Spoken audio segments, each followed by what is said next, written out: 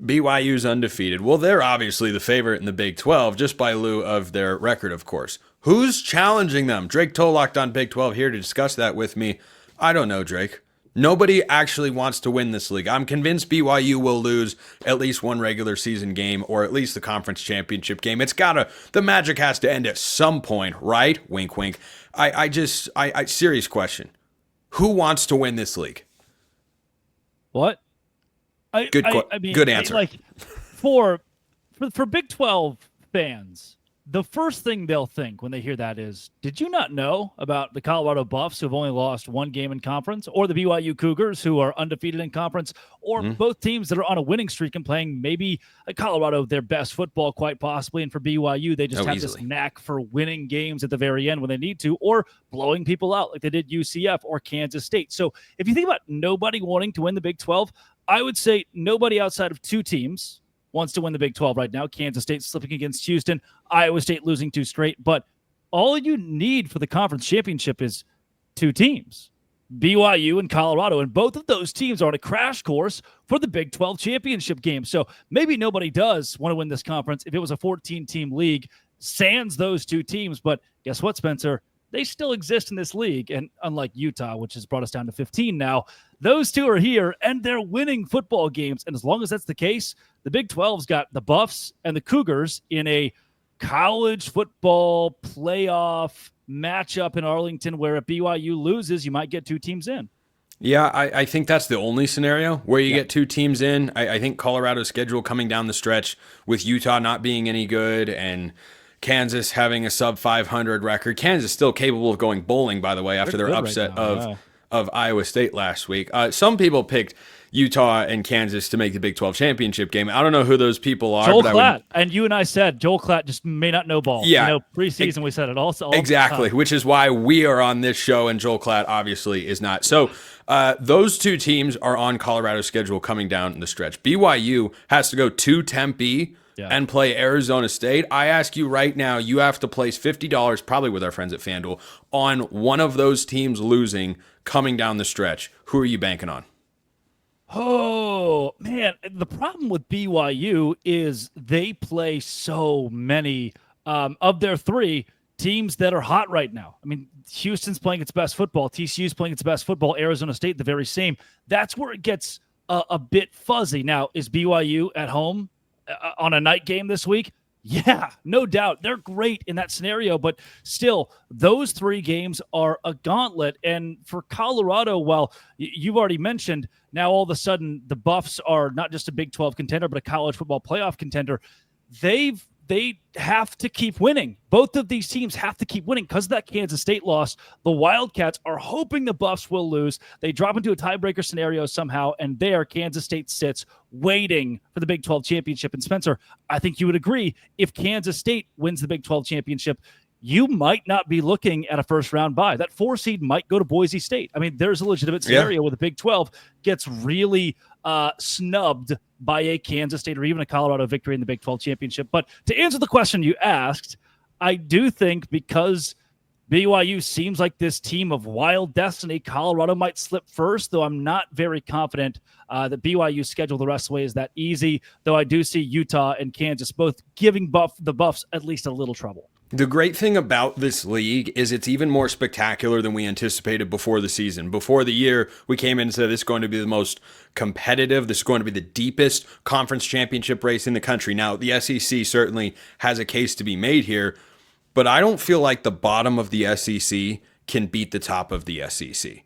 Vanderbilt is not the bottom of the SEC. South Carolina is not the bottom of the SEC. Those are just pretty good football teams over there. The bottom of the Big 12, Kansas or Utah, can beat the top of the Big 12. I mean, Utah all but had it in their grasps, and then they got a little bit too much of the grasp in the eyes of the official to keep the game alive and whatnot. But they could have beaten BYU over the weekend. So BYU, a short favorite at home this week against Kansas. Yeah, of course they can lose that football game. But I have brought up before what you just alluded to, which is there is a realistic world where the Big 12 champion, if it isn't BYU, I think it's almost assured the Big 12 champion isn't going to get a first round bye. We'll see what happens in the college football playoff rankings that come out later today as this show airs. Well, but if it's not BYU, who's going to have a win that leapfrogs them ahead of Boise State? I want to give BYU fans some solace here. If you lose the Big 12 championship game, you probably end up, if you're 12-1, with the 5 or 6 seed playing a home game. Provo, Utah, college football playoff, night game, that kind of rocks. If you're the coaching staff, you hate it. Give me the bye. If you're the fans, that's cool. And then the Kansas State or the Colorado, who's still sitting there, might be in the 9 or the 10 range playing a road game in the first round of the playoffs. We'll see how that pans out. But I do want to push back a bit here. We have seen... Could you imagine, really quick, could you imagine? I don't think the playoff committee would do this, but we've never seen a 12-team playoff before. True. What if Kansas State, just as an example, beats BYU in the Big 12 championship game? BYU doesn't have the bye. Kansas State doesn't have the bye. Any chance that they get rematched in the college football playoff round 1? That would be... No, there is no chance, but it'd be kind of funny. That's what I thought, but then kind of funny, right? It would be... I don't know, but there are a lot of things in college football that make me feel that way. March Madness would never pit 2 in-conference teams against each other round 1, maybe round 2. I think the playoff would work the same way for football. Let me push back a bit, though, with your argument about the SEC. We saw Kentucky beat Ole Miss.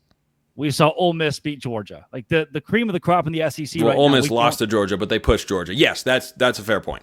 Ole Miss beat Georgia. Ole Miss. Sorry, I was thinking Kentucky. You're right. So I'm out of it. Beat Ole Miss, and then Kentucky ends up being really, really bad at football, and then Ole Miss beats Georgia. So transitive property doesn't work in college football, right? Georgia struggles against Kentucky. They still win that game, okay? I'm not saying Kentucky's better, but we've seen bottom-tier teams, bottom of the conference in the SEC, Arkansas beating Tennessee. There is still parity in the SEC. Arkansas is not a bottom feeder, though. They're not very good at football right now. We just saw them get killed not that by bad. Ole Miss. And again, Kentucky is that bad, and they lost to Georgia, but they beat Ole Miss. Kentucky's a valid point. I will grant you that. Who have we seen do that to Colorado? Who have we seen do that to BYU? Who have we seen do that to those two top tier Big 12 teams? Nobody. And even Houston, I'd put in the category of Arkansas. Utah just pushed BYU, and Baylor was a Hail Mary stop away from beating Colorado. Pushed or won. Who won the games? Utah pushed BYU. Who won between Ole Miss and Kentucky? So we're talking top tier winning against the bottom tier, or vice versa. There you go. Oklahoma State pushed BYU. Who won the game? That's what it comes down to. That's what the committees, they're going to talk about. Close game. They're going to say Northern Illinois beat Notre Dame. We're not going to talk about Alabama struggled in the first half against USF for 3 quarters. Who won the game? And also Sagarin rating, for whatever it's worth. Big 12 is the second best conference in the country. I don't know if that matters for anything, actually. And 12 of the Big 12 16 programs still in contention for the conference title. That's pretty cool, too. That's the point that I'm trying to get at. Yeah. That the number of teams that feel like they can play at that level, I think it is higher. I think it's higher in the Big, and I'm not saying that's a bad thing. I'm saying that's what makes the league so chaotically good. And Mississippi State would get killed by but in the same vein, Oklahoma State would get killed by anybody at the top of the Big 12. It seems like right now, as they have in the past. I'll leave you with this too. We may have more time. I don't know. Half of the Big 12. We have 60 half seconds. Half of the Big 12's games this year, 50 games in conference, 25 decided by 1 score. That's crazy. How do you do that? By the way, here are the point spreads in the Big 12 this week. This is like NFL stuff. 1.5, 10. How about Colorado minus 10 against Utah? Goodness gracious. 1.5, 10, 3, 9, 9, 3. That's awesome. It's just phenomenal. And Colorado has so an average good. margin of victory of 17.2. Colorado margin of victory 17.2 in Big 12 play. The Buffs are hot right now. The Buffs are indeed very hot right now. If I say, hey, you can put $50 down on one team to win the Big 12, not named BYU, who are you picking? The Colorado Buffaloes. Deion Sanders, baby. What a time to be alive. What a time to be alive. Drake Toll, Locked On Big 12. Appreciate it as always, Drake. Awkward outro in 3, 2, 1. I had waffles for breakfast.